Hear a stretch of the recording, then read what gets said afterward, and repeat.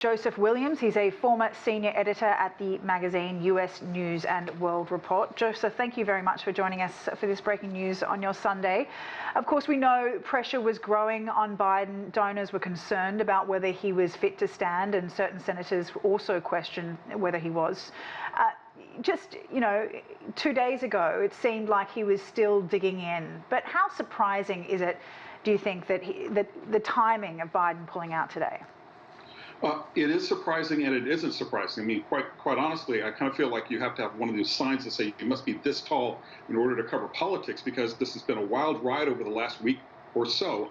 The signs were all there. Major donors had decided that they weren't going to kick in any money and had froze some $90 million of campaign assets. Joe Biden was effectively taken off the stump because of COVID. There were lots of calls. More and more Democrats were coming out against him. And with Congress returning from a break on Monday, he was sure to face more people saying that he should step away from the ticket. So right now, it's a wild situation. The ride's going to be kind of crazy from here on out. And I think that Biden probably did what was in his own best interest, certainly, for the short term, and what the country's best interest might be for the long term. Now, we're weeks out from the DNC. We talked to Poppy a moment ago. It's not guaranteed that Kamala Harris will get the ticket, but what will it take to ratify her? How much support does she need from her party to be the official nominee?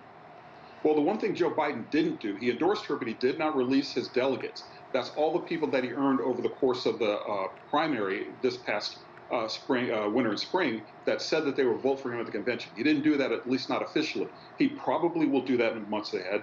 But short of that, she is not assured of the nomination. She will have to face any competition. If somebody is willing to step forward and challenge her, she would have to face down that challenge and win at the convention. But so far, nobody's going to take that up. I don't expect any other challengers to come out of the Democratic Party, mainly because the party realizes that they feel that the stakes are so high that there's very little margin for error, which is one of the reasons why they compelled President Biden to step aside. So the nomination, I think, is hers to lose. I don't think anybody else is going to come forward. I do know that she has to win delegates at the convention. She does have the support because the party wants to unify around somebody. Can you talk about how unprecedented this is? Have we ever seen anything like this before? Someone exiting this late in the stage of an election? Is it possible, even if she is ratified, that she can even beat Trump, do you think, given the kind of chaos that the Democratic Party is now under a cloud?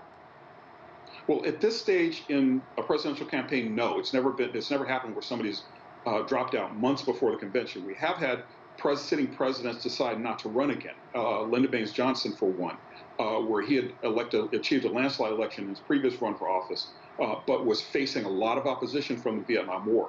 That's probably the closest parallel we have to the situation where he said if he was nominated, he would not accept and he would not run. But that was a year and a half before the election, and they went into the convention. It was chaos.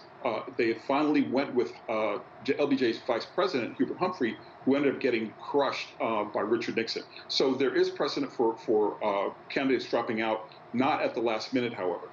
What we're seeing here, though, is what the Democratic Party is trying to evolve and trying to pass the torch to the next generation. We have a lot of octogenarian leaders in Congress, and this is a clear break from that. It remains to be seen whether or not she'll surge to a polling lead, mostly because the Biden-Harris campaign was underwater in a lot of key states. Not underwater by much, but still not polling ahead of Trump in some very key states. And of course, many are asking who the running mate will be. Do you have any ideas about who the potentials are to pair with Kamala Harris? Well, the one thing I've learned in this cycle is not to predict anything. Anything can happen between now and Election Day. We expect, and there's been a lot of names being floated around, that it will probably have to be a white man, someone like Governor Josh Shapiro of Pennsylvania, a swing state, Governor Roy Cooper, North Carolina, also a swing state, maybe even Senator Mark Kelly from Arizona, Andy Beshear from Kentucky. There's a wide range of potential VPs that Vice President Harris can choose from. The question is who brings what to the ticket, and whether or not that person has been thoroughly vetted to run on the national stage, and if they have the backing of donors and the Democratic grassroots electorate. Joseph Williams, really appreciate your time. My pleasure.